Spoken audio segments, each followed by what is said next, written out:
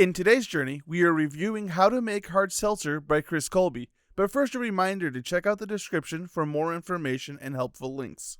And before you make any comments, yes, Phil can read, just not very well. But despite this disability of his, he and most other homebrew shop employees will let you know that books are the best place to get information from. I mean, how do you think YouTubers learn the things they do? But I digress. Let's get into this. Somewhere between a textbook and your buddy giving you some advice, this book does cover it all, including a brief history lesson on alternative beverages like hard seltzer, to touching base on government regulations. This does do the title a disservice, as the book is a lot more than just a how-to for the average homebrewer, and could have gone with a much more prestigious title. Especially as the pacing of the writing seems to feel like it was more so written for a professional brewer. And that's actually kind of cool because most homebrewers hope to one day own a brewery, but in our opinion, a perfect how-to book can summarize the how-to part by page 10, saving the where, when, and why of it all for the later chapters. But let me be clear, the details in this book are amazing. It's just the order in which they're presented could be a little off-putting for someone reading it from front to back. For example, the very first chapter is a history in brewing, starting in 5000 BC. Sure, the history of beer can be fascinating, but I don't know what it has to do with how to make seltzer.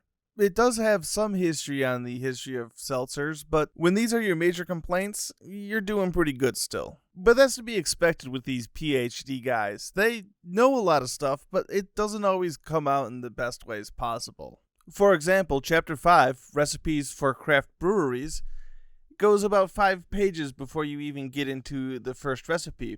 Now granted, before that, there are a bunch of really good formulas in which any craft brewery should have, including one for calculating volumes to dilute, something that's actually useful for almost any home brewer to have too.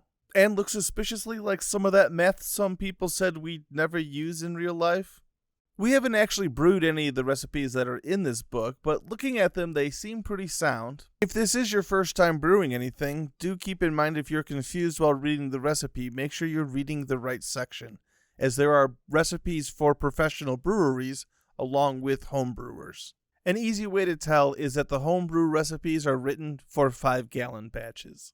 Also, if this is your first time brewing, the recipes can be written in what seems like a funky way. Basically, the parts that are common and repeat a lot in all of the recipes are written second, whereas the parts that actually make the individual recipes special are written first. Basically, the first part you do comes second, but the second part is first in the recipe description. And like I said, it's kind of dumb, but once you get a few under your belt, it makes sense why they do it this way.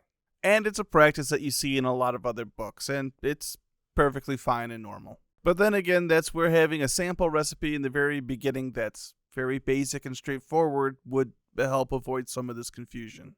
For example, a 1-gallon batch that takes place within the first 10 pages would really be perfect. And really, those are the only people that are left out in this book, are the people who only brew 1 gallon at a time. But then again, the formula for diluting solutions is in here, so any recipe can be made to any size. And it does feel like we're really picking at hairs here, because this book really does have everything you need in there, and we recommend it to a wide number of people. And we've put our money where our mouth is, as we've bought several copies of this book ourselves with our own money, including to give out as gifts for our friends and family.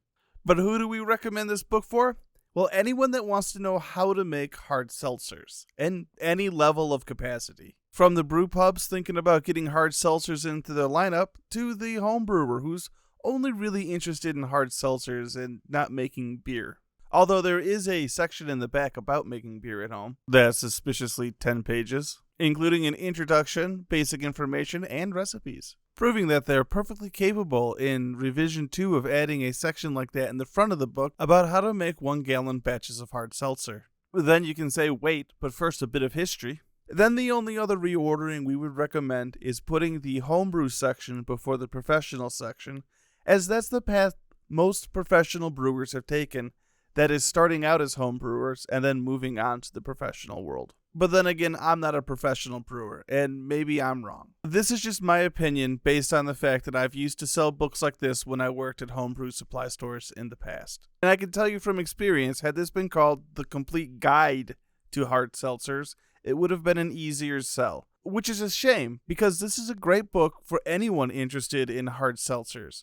Which just goes to prove that when something's not designed for a specific person, it's not really designed for anyone. Unlike the description for this video, which will include helpful links, our summarized opinion, and more information on how you can help support us make more videos. Speaking of which, you can check out these videos which just happen to be about making hard seltzers.